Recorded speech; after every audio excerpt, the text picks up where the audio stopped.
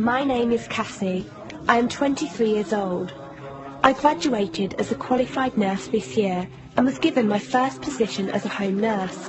My patient was an English gentleman in his early 80s who suffered from Alzheimer's. In the first meeting, the patient was given his record, and from it I could see that he was a convert to the religion of Islam, therefore he was a Muslim. I knew from this that I would need to take into account some modes of treatment that may go against his faith, and therefore try to adapt my care to meet his needs. I bought in some halal meat to cook for him, and ensured that there was no pork or alcohol in the premises, as I did some research which showed me that these were forbidden in Islam. My patient was in a very advanced stage of his condition, so many of my colleagues could not understand why I was going through so much effort for him. But I understood that a person who commits to a faith deserves that commitment to be respected, even if they are not in a position to understand. Anyway, after a few weeks with my patient, I began to notice some patterns of movement. At first, I thought it was some copied motions he'd seen someone doing, but I saw him repeat the movement at particular times, morning, afternoon, evening. The movements were to raise his hands, bow, and then put his head to the ground. I could not understand it. He was also repeating sentences in another language. I couldn't figure out what language it was, as his speech was slurred, but I know the same verses were repeated daily. Also, there was something strange. He didn't allow me to feed him with my left hand. Somehow I knew this linked to his religion, but didn't know how. One of my colleagues told me about Talk as a place for debates and discussions. As I did not know any Muslims except for my patient, I thought it would be good to speak to someone live and ask questions.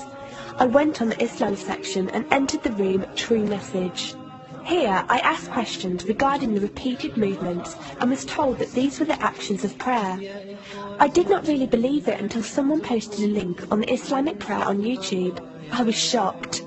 A man who has lost all memory of his children, of his occupation, and could barely eat and drink, was able to remember not only actions of prayer, but verses that were in another language.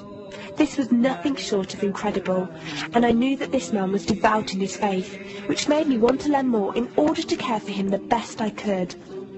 I came into the Talk room as often as I could, and was given a link to read the translation of the Quran and listen to it.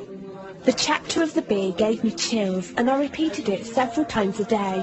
I saved a recording of the Quran on my iPod and gave it to my patient to listen to. He was smiling and crying, and in reading the translation I could see why. I applied what I gained from Talk to care for my patient, but gradually found myself coming to the room to find answers for myself. I never really took the time to look at my life. I never knew my father. My mother died when I was 3. Me and my brother were raised by our grandparents who died 4 years ago, so now it's just the two of us.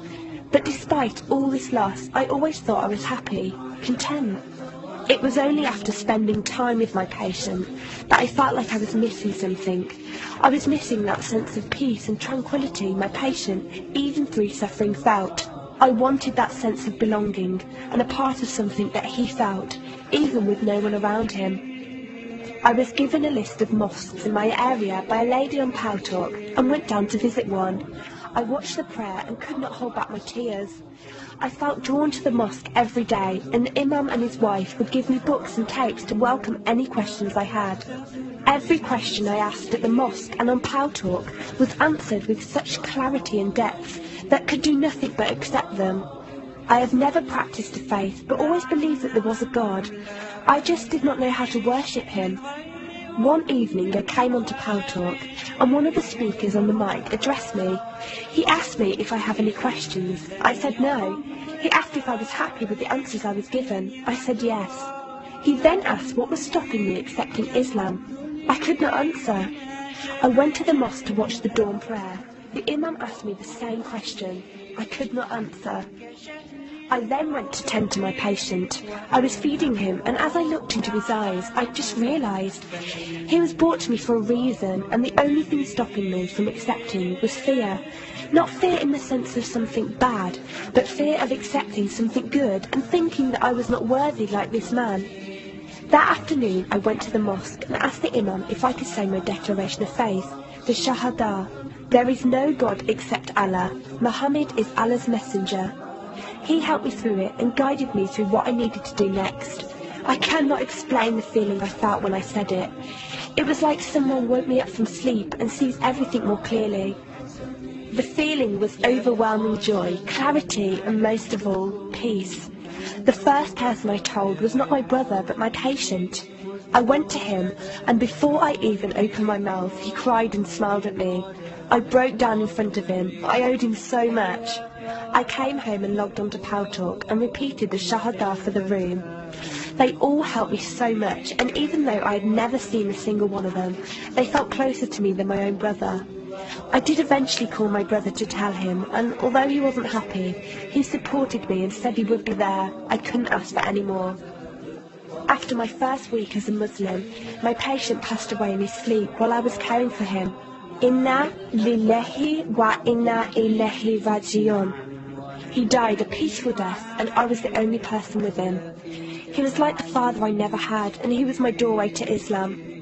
From the day of my Shahada to this very day, and for every day for as long as I live, I will pray that Allah shows mercy on him and grant him every good deed I perform in the tenfold. I loved him for the sake of Allah.